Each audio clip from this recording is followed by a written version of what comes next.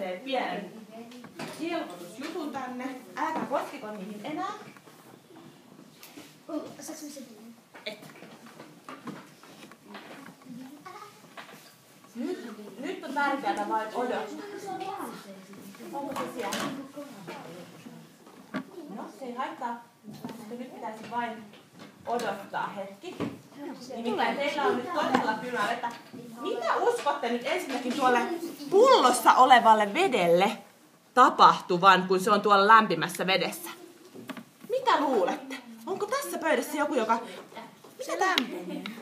Kuulitteko te? Kuulitteko? Täällä tämä nuori tieteentekijä. Hän sanoi, hän uskoo, että kylmä vesi pullossa lämpenee. Ja mistä se lämpö menee siihen? Mistä se lämpö menee siihen? Neiti siellä. Eikä välttämättä edes pillin kautta, vaan ihan siitä kuumasta vedestä, eikö niin? Nyt katsotaan, jos se siellä lämpenisi. Te voitte tarkkailla veden pintaa. Huomaatteko, tuolla on veden pinta. Veden pintaa pillissä.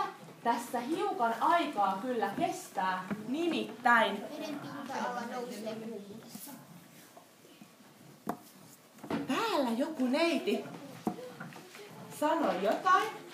Hän olettaa, että vesi laajenee kuumuudessa. Niin. Mitä se voisi tämän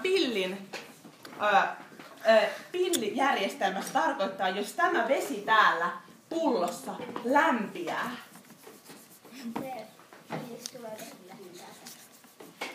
Veden pitäisi siis nousta pillissä. Mutta täällä oikeastaan te voitte jo Onko teillä noussut? mitä siinä tapahtuu. Anteeksi, missä on veden pinta? Onko se noussut? Onko se noussut? Ja missä se oli? Katsotaan, nyt pitää vain odottaa, nimittäin jotkut kokeet ottavat aikansa. Sillä välillä, hyvät tutkijat, nyt hyvät tutkijat, teidän tehtävänne olisi kuvata vielä tähän B-kohtaan.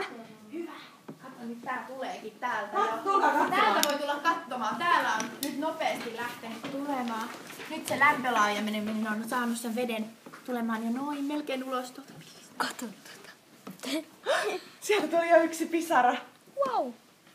Wow. Kyllä toi Pipsa sittenkin taitaa olla ihan nimensä veroinen tutkija. Vähän jo epäilin. Minua alkoi jo vähän pelottaa, mutta tämä toimii aivan niin kuin minä ajattelinkin. Hyvä. Menkää sitten istumaan paikoillenne.